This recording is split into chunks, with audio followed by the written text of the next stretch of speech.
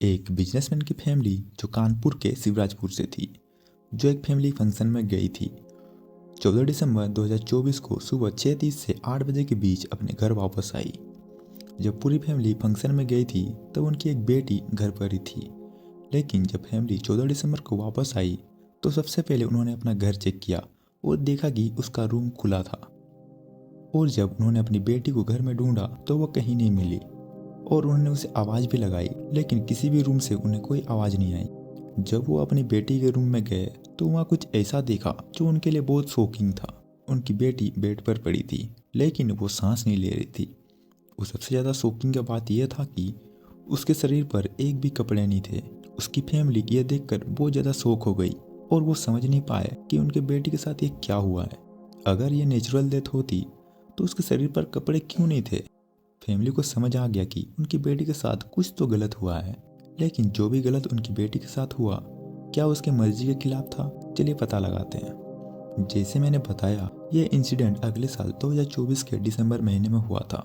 जैसे ही उसकी फैमिली को पता चला कि उनकी बेटी की मौत हो गई है, फैमिली में से किसी ने सबसे पहले पुलिस स्टेशन कॉल किया। उसके बाद पुलिस वहाँ आई और पूरी सिचुएशन को देखा। पुलिस को यह केस थोड़ा सीरियस लगा, जिसके लिए एक फोरेंसिक टीम को भी बुलाया गया। जैसे ही फोरेंसिक टीम आई, उन्होंने सर्च करना शुरू कर दिया, लेकिन थोड़ी देर के बाद उन्होंने कुछ देखा। उन्होंने देखा कि एक रेपर डोर के पास पड़ी थी। ये रेपर कुछ टेबलेट का था। ये वही टेबलेट थे जो लड़के इंटीमेसी के टाइम अपनी बेड परफॉर्मेंस को इनहेंस करने के लिए लेते हैं।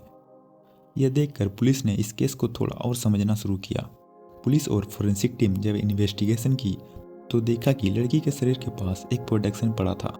अब यह बात क्लियर होने लगी कि यह कोई मर्डर नहीं है, लेकिन लड़की का शरीर ऑटोप्सी के लिए भेज दिया गया। रिपोर्ट से पता चला कि लड़की के साथ कुछ जबरदस्ती नहीं हुई थी। इसका मतलब यह है कि जो कुछ भी हुआ, शायद लड़की का भी इसमें मर्जी थी। उसकी फैमिली को भी ये बात पता चल गई, लेकिन उसकी फैमिली ये समझना चाहती थी कि पूरी सच्चाई क्या है और उनकी बेटी की मौत कैसे हुई है। पुलिस अभी भी इस केस की इन्वेस्टिगेशन कर रही थी, क्योंकि घर के आसपास कोई सीसीटीवी कैमरा नहीं था। ये एक छोटा सा गांव था जहां सीसीटीवी कैमरा होना नामुमकिन था। इसलिए अब पुलिस के पास लड़की के कॉल रिकॉर्ड देखने का अलावा कोई रास्ता नहीं था। पुलिस ने लड़की के कॉल रिकॉर्ड चेक किए, जहां उन्हें एक लड़के के बारे में पता चला जिससे ये लड़की अक्सर बात करती थी। इस लड़के का नाम था कुलदीप कुमार। अब ये कुलदीप कुमार पुलिस के शक के दायरे में आ गया था।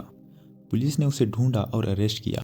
जब पुलिस ने उसे अरेस्ट किया तो उसने ये सब कुछ मानने से मना कर दिया। उसका कहना था कि मैंने कुछ नहीं किया, मैं इनोसेंट हूँ और मुझे इस केस के बारे में कुछ नहीं पता। लेकिन पुलिस को पता था कि ये लड़का इस लड़की के साथ इन्वॉल्व था और जो कुछ भी हुआ इस लड़के का उसमें जरूर कोई ना कोई हाथ है। पुलिस ने लड़के को रिमांड पर लिया और जो सच सामने आया वो काफ़ी शॉकिंग था। एक्चुअली कुलदीप ने कन्फेस किया कि लड़की स्कूल के बाद उससे मिलने के लिए तरस रही थी और फाइनली 13 दिसंबर 2024 का दिन आया जब लड़की के सपने पूरे होने वाले थे। उसकी फैमिली एक फंक्शन में जा रही थी, लेकिन लड़की ने उसमें जाने से मना कर दिया। उसने अलग अलग बहाने बनाए और अपने फैमिली को जाने से मना कर दिया। उसकी फैमिली को 13 दिसंबर को जाना था और अगले सुबह 14 दिसंबर को आना था। इस बात का फायदा उठाकर लड़की ने अपने बॉयफ्रेंड कुलदीप को घर बुलाया। लेकिन यहाँ एक ट्विस्ट शुरू होता है। उसने अपने दोस्त से सलाह ली कि गर्लफ्रेंड के घर जाने के लिए क्या करना चाहिए और किन चीज़ों का ध्यान रखना चाहिए।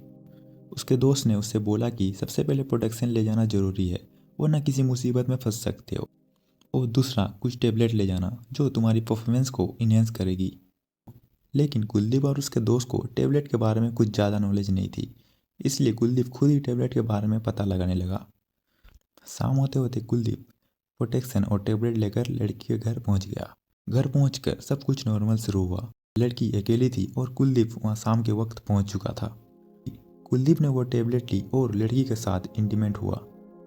लेकिन जैसे कि सबको पता है कि दिसंबर का महीना कितना ठंड होता है, कुलदीप और वो लड़की 13 दिसंबर की रात 8:30 से इंटीमेट हुए थे और सुबह तक लड़की को कपड़े नहीं पहनने दिए थे। रात भर की ठंड और टेबलेट का इफेक्ट लड़की के हेल्थ पर बुरा असर पड़ा था। कुलदीप ने रात के समय लड़की को थोड़ा गर्म रखने के लिए चूल्हा भी जलाया था और लड़की को उसके पास बैठाया, लेकिन उन सब चीज़ों से कोई फायदा नहीं हुआ। सुबह 3:30 बजे के आसपास लड़की की तबीयत बहुत ज़्यादा खराब होने लगी। जब लड़की की हेल्थ और भी ज़्यादा खराब होने लगी तो कुलदीप डर गया और उसे अकेला छोड़कर वहाँ से भाग गया। उस समय तक लड़की की हालत और भी ज़्यादा बिगड़ चुकी थी। जब उसकी फैमिली घर आई तो उन्होंने देखा कि उसकी बॉडी बिल्कुल ही सुखड़ चुकी थी। ये सारी सिचुएशन उसके पेरेंट्स के लिए बहुत ज़्यादा शॉकिंग थी। पोस्टमार्टम रिपोर्ट के मुताबिक लड़की के साथ कुछ ज़बरदस्ती नहीं हुई थी, लेकिन यह पूरी सिचुएशन गलत डिसीजन और प्रॉपर अवेयरनेस की कमी की वजह से हुई थी। ऐसे इंसिडेंट ये दिखाते हैं कि हमारे देश में प्रॉपर सेक्स एजुकेशन और नॉलेज की कितनी ज़रूरी है। बच्चों को ये बातें सिखानी चाहिए ताकि वो ऐसी सिचुएशन से बच सके। आई होप ये वीडियो आपको अच्छी लगी होगी। अगर थोड़ी सी भी अच्छी लगी हो तो लाइक और सब्सक्राइब करना ना भूलें। Thank you. मिलते हैं नेक्स्ट वीडियो में।